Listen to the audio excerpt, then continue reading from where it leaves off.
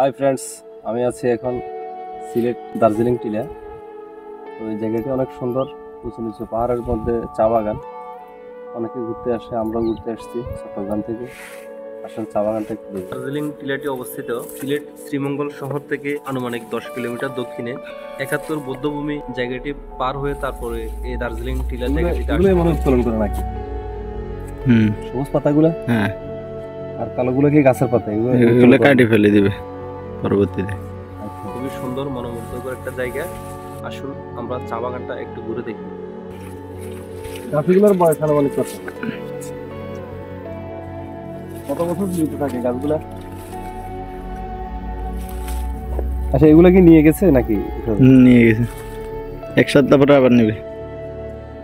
প্রতি সপ্তাহে নিয়ে প্রতি এক সপ্তাহ পর, প্রতি এক সপ্তাহ পর পর। হ্যাঁ, এটা কি 12 মাস ফলন দেয় নাকি? হ্যাঁ 12 মাস। হ্যাঁ 12 মাস।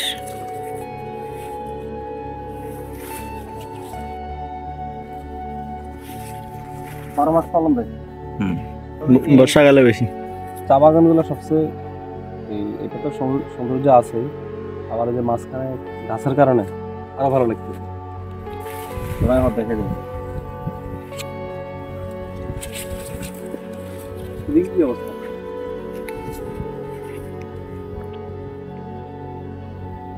জায়গাগুলা মানে অত্যন্ত রোদে, তাপের ভিতরে অনেক ঠান্ডা থাকে নাকি?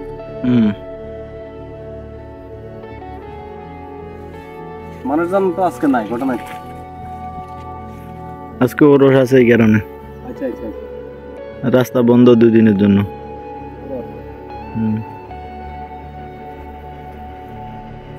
ওরসের কারণে কি রাস্তা বন্ধ?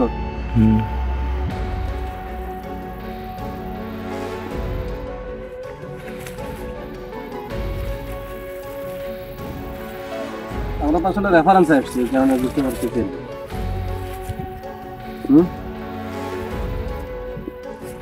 খুব সুন্দর।